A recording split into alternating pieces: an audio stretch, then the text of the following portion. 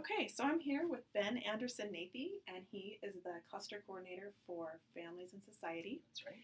And I'm going to just ask him some questions about that cluster to help those of you who are taking this class for that cluster make more connections between your service work and the goals of the learning goals of the cluster. So, Great. Thank you, Ben. You bet.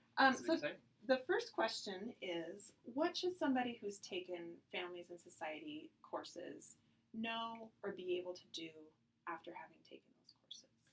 I think the most important thing is for people to understand something about the social context in which kids, families, and youth sort of function, in which they operate. So being able to sort of understand lots of different influences on the lives of children, youth, and families.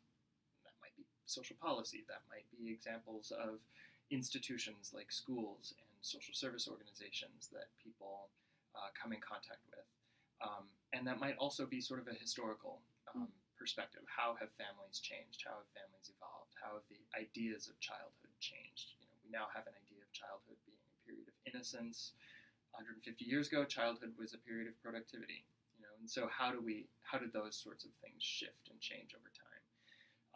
We hope that our students walk out of our cluster with some deeper appreciation of this idea of context.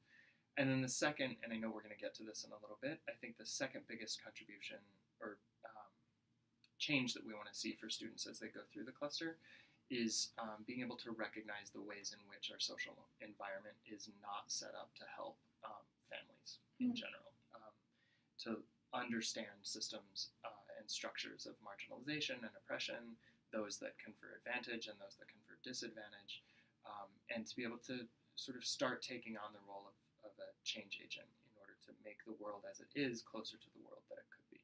Oh, okay. So you alluded to the next question, so I'm going to stop this taping and we'll get to the next question.